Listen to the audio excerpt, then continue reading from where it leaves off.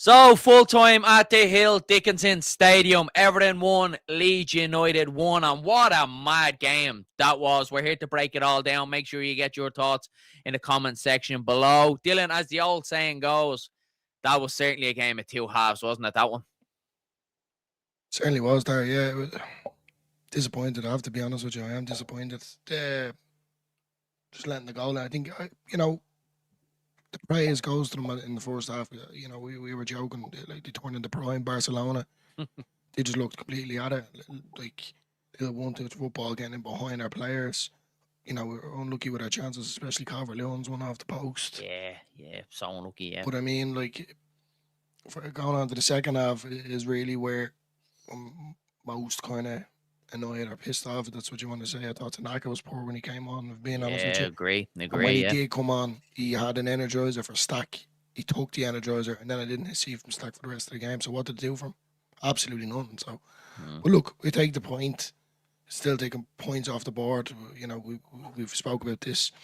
Just keep ticking over, but I think it's because now around the old saying, Dylan. Look at we bet Fulham. We'll get into the game and all, and just probably half us saying we probably should have been home and house after the first half performance. Yeah. Second half performance was certainly disappointing, I think, as well. We definitely dropped below the standards we've probably set ourselves for the last couple of weeks, but we're still on track, Dylan. Look, we picked up a point. Results went against us this week. We picked up a point. We still have the gap of 6 points from us and West Ham now. And it's the old saying, Dylan, pick up them points at home, win your home games and pick up the points on the road, and we should be okay. Let's get into a couple of the comments then before we start breaking down the game. Sloy2 says, Fark out. I hope that's a mess, mate. I hope that's a wind up with that one. Dylan Curley's disappointed second half. We agree with that. Absolutely. Morning, evening, bro. It's a game of two halves for sure. We really paid for DCL's miss. Yeah, he should have finished it. And in fairness, I think it's fizzed across fairly quick, isn't it? Probably if he has a little bit more time, he opens up his body, takes it with his left hand, and it's 2-0 lead. So yeah, it's a game of fine margins, isn't it? Kershaw says, a good point, but we should have won. DCL should have scored that sitter. Yeah, absolutely. We actually thought he played well today. Thought his hold of play was really good for Leeds United today. Michael Gott says, sat back too much for me in the second half. I think for everybody, Michael, I don't think any Leeds United fan will disagree with that one. We really sat back in, didn't we? We're poor in possession, let them have it. And really, lads, let's be honest, it looked like there was only going to be one team that was going to win that game in the second half. So I take the point, to be honest with you. Sly says, left the subs too late again. I don't know this time, buddy, because I think it was a game that was in the balance. And I actually don't think the subs helped, to be honest with you. I think when Gruewa went off, I thought we lost control in midfield, to be honest with you. 1 defeat and 10, just keep ticking off games, 15 games to go. Absolutely. And I think that's what way you have to look at it. I think we probably have to err a little bit on the side of positivity tonight with that one. Fark left it too late making the changes, says Michael. Also, sat back too much in the second half, but a point is a point. Still 1 defeat in 10 games, says Mr. Yorkshire Monkey. Absolutely. Nice bit of positivity coming. Brendan was good in the first half, terrible in the second. Exactly, he was. The first half, myself and Dylan were singing the praises of Brendan Aronson. He was sensational in that first half. And then the second half, at times again, he just held on to it a little bit too long. And we seen the old Brendan creeping in a little bit. But Dylan, let's get into the game. The first half performance, as we said, from Leeds United. We've seen a bit of everything. We've seen a little bit of grit digging in. And then we've seen a lot of quality in that first half, Dylan. Some really good football from Leeds United. Yeah, look, I thought the first half was honestly done and dusted. If I'm being honest, really solid from Leeds. Look calm and organised, more or less, and in control. For the most of 45, I thought Everton had the ball in patches, but even at that, they weren't really, you could say, going to hurt us or be a main threat.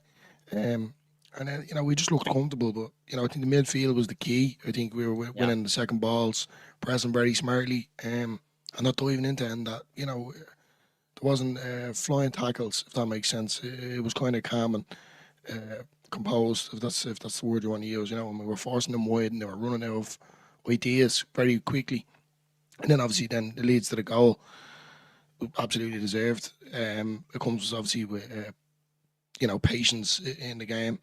And we move around and we kind of, what would you say, ragged but controlled, if that makes sense.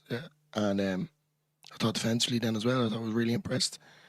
We didn't panic. We didn't let them away with anything. And I think there was no chaos in the first half for our defending.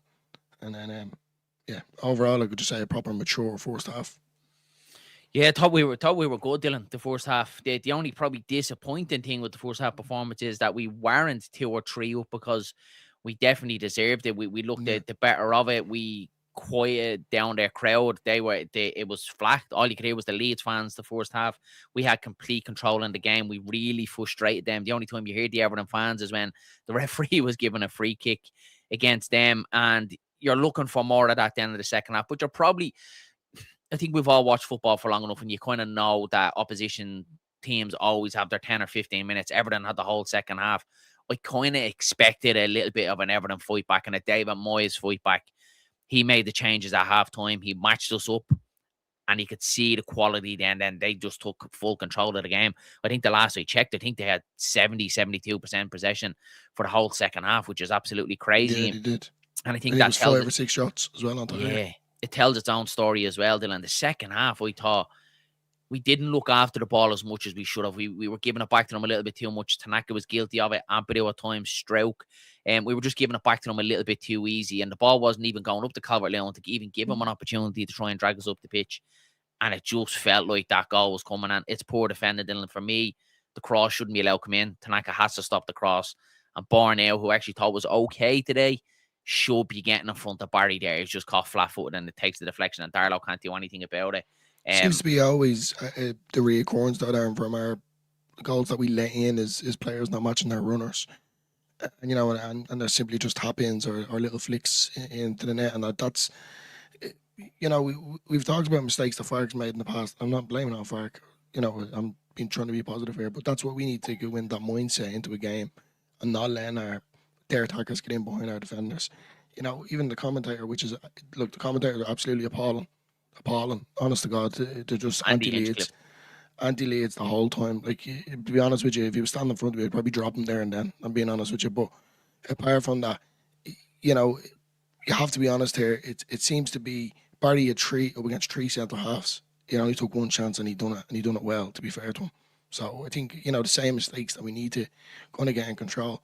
Going back to the Tanaka situation, we were on a break and look, I see what he tried to do. He tried to flick it over one of their defenders to send Brandon Adams through. They get a throw. I think it was 3 or 4 passes, and then they scored. So very poor from him. Very disappointing. Just a little bit careless for me in the second half. Let's get into a couple of more comments because they're flying in tonight. Some really great comments coming in. Michael says, I must agree with screaming at the TV for Fark to make the changes before Tanaka came on, and then I thought only one sub. Why is he not taking Stack off first with the card as well? It wasn't a Stack, and Gruev picked up 2 silly yellow cards as well. And that was probably discipline was playing into it as well. Gruev obviously pulling them back on the edge of their box, a little bit needless. And then Stack dives in and picks up a yellow card as well. So you could see we were getting a little bit frustrated in the game. Buenanotte looked at Trey, even at the little time that he spent on the pitch. Would like to see him at the start home, possibly. Yeah, that was only saying that to Dylan as well. You could just see he has that little bit about him. Soon as the ball comes from Torrens and have a snapshot, and that's probably what Leeds United are missing a little bit. A player that's not afraid just to have a shot outside the box. Tom Walton says them subs should have came earlier in the game. Frustrating, but a good point on the road. I think you agree, and I think that it seems to be the most. That sums it up really from Tony, to be fair. Good point away as well. Arthur says 15 games to go. That's exactly. Just keep chalking them off and keep that distance from West Ham. Tanaka needs to wake up. Subs far too late. I agree with that with the Tanaka one as well. I know there's been a lot of Leeds fans questioning why Tanaka hasn't been playing games or featuring much for Leeds United, and I think that probably shows his inconsistency in games as well. He can be absolutely brilliant, but then he can absolutely way off, like what we've seen at Brentford as well. So I agree with that as well. I think Tanaka needs to be shown more if he's going to get back into this Leeds team. Emmett says 1 point gamed, not 2 lost. And I think that's probably off the basis of that second half. I think I agree with Emmett with that one. Brian Horton says should have been 2 up at half time. Yeah, I agree with that as well. Absolutely. Everton beat Villa last week as well. Yeah, they're under David Moyes as well. They're not a bad side. Not a bad side. Although if we can perform like we did in the first half, then our games at Elland Road, we should be in a good shape, says Michael as well. Absolutely. Dylan, who was your standout tonight? Because in that first half performance, I was thinking to myself, I'm going to find it very hard to pick man of the match because you James Justin obviously getting a goal again for Leeds United. slotting in at left back, thought he was good. Brendan Aronson was sensational the first half. Calvert-Lewin, who was your standout for Leeds United tonight? I'm going to have to say it was Brendan Aronson. Surprisingly, I thought he was everywhere. He was left, he was right.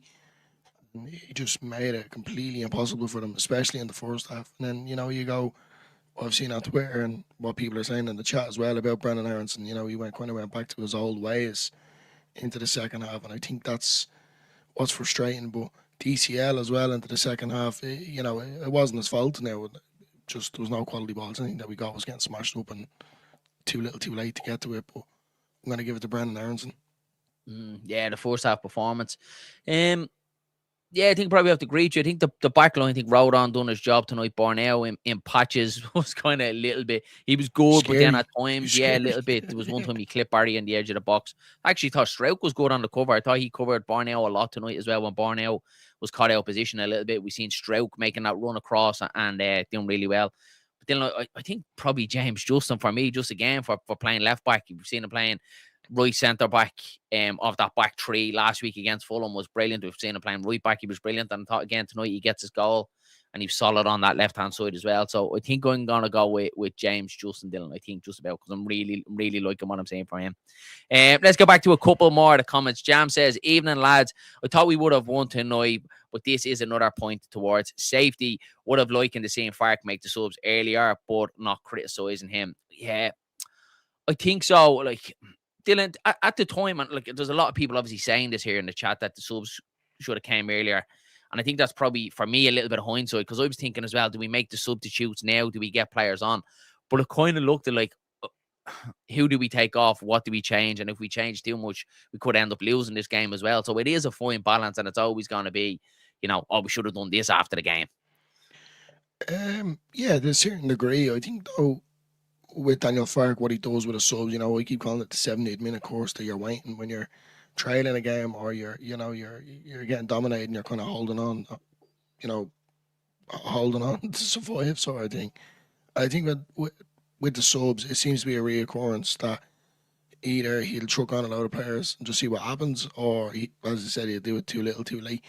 And for me, it just seems to be the way Daniel Farke is, and he ain't going to change his rituals at any time. It's just something that we have to live with, unfortunately. But I do agree, it was way too late. But then, on your point there, what were you meant to change? But even at that, like Longstaff's only back from injury. You said to yourself, Tanaka's up and down. But when Anato's only into the team, maybe you could say possibly he was crying out for like a Willie Nanto or, maybe a Mecha to come on. As well, there's still players in this team that can come on and make an impact. And Mecha certainly one of them for me. Yeah. Yeah, I think I agree, Dylan, there. But when you look at that Leeds United bench now that we have some really good options on that bench now. And I think probably at the time when Tanaka came on for Gruev, it looked like the right substitution because you're looking to get a little bit more control in midfield. So we didn't disagree with it, but rightfully so. Should have came a little bit earlier now on hindsight. But then when Gruev did come off, Dylan, I felt like we lost an awful lot in midfield. I thought Tanaka was poor. He was giving it away. He wasn't really good in there as well. But it's always going to be like that, isn't it? Sometimes substitutions work, sometimes they don't. I agree with you. I would have liked to see Lucas Mecha come on and get the two big lads up front and see if we could start hitting Mecha and Calvert-Lewin a little bit more to try and drag us up the pitch. Fark decided to go back to the 4-3-3 and go with obviously our two wingers in Okafor when he came on as well. I would have liked to see Nemecha come up and go a little bit more direct and just try and hold the ball up a little bit more. But sure, look, everyone's going to have opinions on that. I think it one person in particular who deserves his flowers tonight as well for an absolutely unbelievable save, to be honest, was Carl Darlow. Yeah, it was a sensational save. Positioning was unbelievable. Look, it wasn't a good strike. It was outside of the foot from Barry, but I mean, it was the control and the tempo and how he was able to get his body over to get the save. So, is it a good headache to have for Daniel Farke, considering you have a 17 million goalkeeper sitting on the bench that we invested in? All I can say is, lads, Darlow doesn't leave the starting lineup. Yeah. Agree with that one. What do we think of Buonanotte in the brief minutes? I think, like what you said there, it was brief from what you see of him. It's kind of hard to fully judge, but he definitely looks like a player who wants the ball, wants to get on it, not afraid to shoot, because we've seen with the shot as well. And free hopefully, kick as well, Darren. yeah, hopefully get to see a bit more of him now over the coming weeks as well, because he brings a different dynamic, Dylan. I think that this Leeds United side, something that we haven't got in that, that creative that can kind of pick up them pockets in behind Calvert-Lewin, can find them runs of Calvert-Lewin as well. So looking forward to seeing Buonanotte when he gets fully up to speed. Stephen Bourne says, second half we settled for what we had, not mentally what you want after such a dominant first half. Never adjusted to their halftime substitution. Still 1 defeat in 11 and a point gained. Yeah, absolutely. I think I agree with that as well, Steve. Yeah, nail on the head. As a fan of Brendan, if you are gassed, maybe try and find. Yeah, I think so. And that's probably right dealing with Aronson as well, because he put so much into that game in the first half. And Michael mentioned it there in the chat. Probably around the 65th minute, you could see he was just looked jaded, didn't he? He was running everywhere. He was absolutely everywhere. I think, we've said it before, Brendan Aronson is certainly a confidence player. And his confidence is so high at the minute. He's taking players on. He just looks like a prime Messi at times, and being honest. His dribbling is unbelievable. Honest to God, lads. And then, he went back to his old ways. Certainly in the second half, he couldn't hold on to the ball, and he was holding on to the ball too much and not releasing the passing time. So, look, you get what you give, and it is what it is, kind of thing. But I'm still very impressed with him. I can't slate him anymore. Yeah, I agree. A couple more of the comments here as well. Michael says the changes Dillo at the end shifted momentum back to us. I think so as well. When he did change it to the 4-3-3, that's when you're probably looking at Fark maybe be that a little bit braver and do it a little bit earlier. I think if we're at home, I think Fark goes for it. We know Fark just has this weird thing about Leeds United away from home. Dylan doesn't need that. He seems to be happy enough to kind of pick up a point. He should have went for it a little bit more for me. Like he's starting to utilize players a bit more. Like we've said it last season, and I was a fan for it. About Gruev always starting away from home. We've seen it. Gruev starting to be just being a regular starter. I mean, obviously you've Buonanotte coming in there as well. Longstaff come back from injury, but everyone's getting a run. In the areas that need to be changed. But I think Mecha for me was one I really wanted on. Yeah, just because he got the winner against Fulham last week, I thought he deserved at least some minutes for me. A Premier League save as well. That's about Carl Darlow's save. Yeah, it was absolutely fantastic because it was bound for that bottom corner. Brilliant save from Carl Darlow. Brian says Darlow makes me more calm. I think I agree with you as well. I think I think I agree. He definitely keeps his place. We looked better in the 86th minute when the 3 subs were made. Too late then, damage was done. Yeah, a little bit too late. It seems to be the same. That's why everyone's saying the same thing, that the damage was done. Arsenal game Saturday, any scores? I haven't even thought about the Arsenal game. You know what? I've said it to numerous people, and if there's someone here watching I was talking to about this, I've said it for the last week or two about Arsenal slipping up. And I said if they don't do it against United, if they win against United, it's going to be us. Now I'm kind of 50-50. Completely derailed their season after losing against Scum yesterday, and then we do them on Saturday. Completely. Yeah, it's gonna happen. It'd be interesting. Dylan, we can't talk about Leeds versus Everton without talking about Dominic Calvert-Lewin return to his old club tonight. We've been talking a little bit about the missed chance that he had, but how do you think that he got on overall? He's a big player for Leeds United, isn't he? Very big player. Yeah, Darren, he won a lot of headers, and I think it was Andy Hinchcliffe that you said really had to turn the commentators off after that. He was going on about aerial duels, and you know what? He hasn't been great. This is me talking like Andy Hinchcliffe now. He wasn't great in the air. Barry was better. That was more or less summed up. He's won more aerial duels when every second of every minute that Calvert-Lewin had received the ball, it was by his head. Yeah. I'm not looking for people to go look up stats. I'm telling you what I seen with my eyes. Every time we had the ball, Calvert-Lewin was on the end of it with his head. So Andy Hinchcliffe, I keep calling him Hinchcliffe. Hinchcliffe is better off just staying away from commentating. He had a few half chances as well. He'd one in the first half as well, where he toe poked it onto Pickford as well, where he was a little bit on his heels as well, where he could have possibly got on the score sheet tonight. And he was close to one off the post, Dylan, is one that I'll probably think about going to bed tonight. Very similar to his header against the post against Manchester United, when he should be scoring it, really, shouldn't he? And we kind of had his name up in lights already. I was sure he was going to score against Everton tonight, but he didn't. But I think overall, Dylan, his whole play, again, you mentioned it there, was absolutely fantastic. And at times in a game like that, it's a thankless job up there, isn't it? When the ball's coming up to you, You're feeding off scraps. You're just trying to get any sort of strand of hair onto it to try and keep possession of the ball. But I thought he was brilliant then again tonight. But he needed a little bit more help. I think in that second half, he needed bodies around him a little bit more. That's why I think Meche might have kind of complimented him a little bit more. But okay, it is what it is. We said it, Darren, as well in our preview. We wanted Brendan Aronson to start, don't get me wrong, but we were just thinking maybe put Meche up there. Two big boys against, you've O'Brien there. Arkowski and O'Brien. Arkowski, another two big lads. So, you want a bit of competitiveness in there. And to be fair, Calvert-Lewin done really well going up against the two of them. You had O'Brien on his heels at times. He was winding them up like he was irritating them. But he was good again. He's just unlucky with his chances and unlucky not to get the reception, you could say, as well. On top of it. So, it wasn't bad. It wasn't bad. I thought it was going to be a lot worse. There was a few bills that I wanted him to get the goal to simply see would he celebrate. Yeah, and I think he would have as well. That would have been in the newspapers all over tomorrow. Him kissing the badge or something. Just to wind them up. Brilliant. Fair result, but could have been more. Need a massive result at the weekend at home. Why not dream? I'm up for it, says Dave Deeds. Absolutely, and we've been saying it, Dylan, haven't we, all through the season so far? Leeds United at Elland Road. We're good, and I think we can beat anyone. That result for Arsenal at the weekend probably puts a little bit of pressure on them now. They're starting to look over the shoulders at Man City, so they might get the jitters. So you never know. And as you said, why not dream? Certainly up for anything can happen in a game of football. Stephen Bourne says, DCL was great today. He was so unlucky not to score. Wasted an easy chance. Yeah, he should have went at it with his left. I'm sure he'd be thinking about that as well tonight on the coach back to Leeds. In the second half, when Aronson ran forward, he had no options to pass to. I agree with that as well. I do think at times he was left isolated as well when Aronson was getting forward, no one around him. Yeah. He was good, though. He really was good, to be fair. Yeah. Starman says, Arsenal will be tough, but West Ham have a very hard game as well. They've got Chelsea, is it? I think that's Chelsea. I think people are saying there. I think they've got Chelsea up next.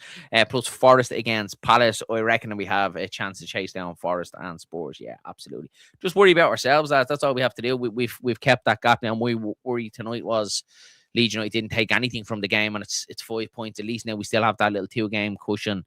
And a decent goal difference as well ahead of West Ham. They're on a decent run of form, but they were always going to start picking up results. But we need to just start chalking them off as well, Dylan, don't we?